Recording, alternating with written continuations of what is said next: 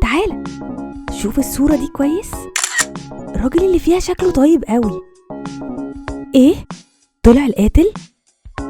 طب بص في الصورة التانية كده، بيحبوا بعض قوي. ايه؟ نسيها يوم فرحهم في البنزينة؟ دقق في كل صورة كويس، ممكن يكون في مشهد هو اللي قلب كل الحكاية. ما تتغفلش، كل الحكايات حقيقة.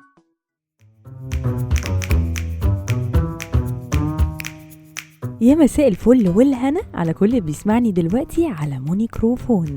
دقت الساعة كام كده؟ 7:30. يبقى جه ميعاد حلقة جديدة من برنامجنا ما تتغفلش.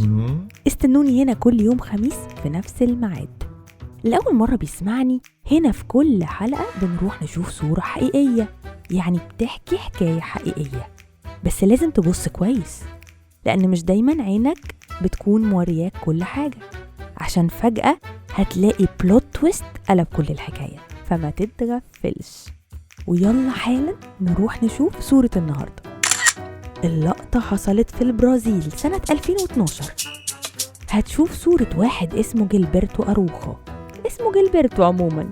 الصورة دي متعلقة على حيطان القرية، ومكتوب تحتها ارقد في سلام. وهتشوف جنازة كبيرة وماشي فيها سكان القرية كلهم، وأهله وكل ما عارفه بقى، مامته وأخوه وكل جيرانه. جيلبرتو كان عنده 41 سنة، وكان بيشتغل عامل تنظيف وغسيل العربيات.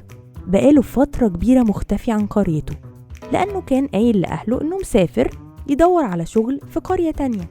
وفي نفس الوقت ده الشرطة لقت جثته مقتول في قرية مختلفة، وعلى طول راحوا وبعتوا لأخوه خوسيه علشان يروح بسرعة يشوفه في المشرحة. وأول ما شافه قال فعلا ده جيلبرتو أخويا، وعملوا الجنازة في ساعتها وكفنوه.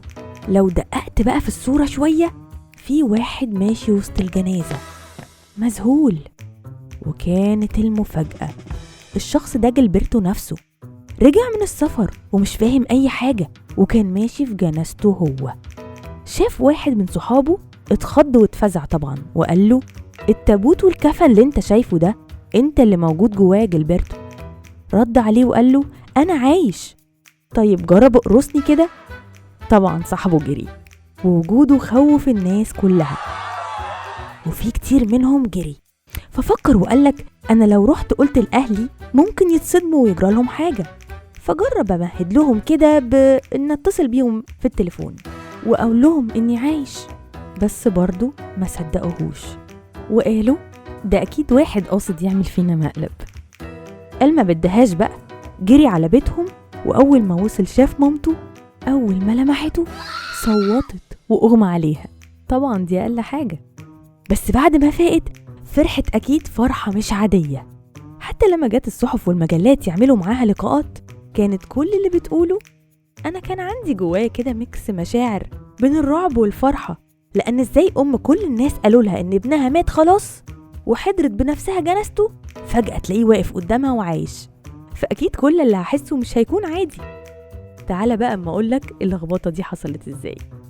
البوليس لما لقى القتيل لقى معاه اثبات انه شغال برضه نفس وظيفة جيلبرتو، عامل نظافة وغسيل عربيات.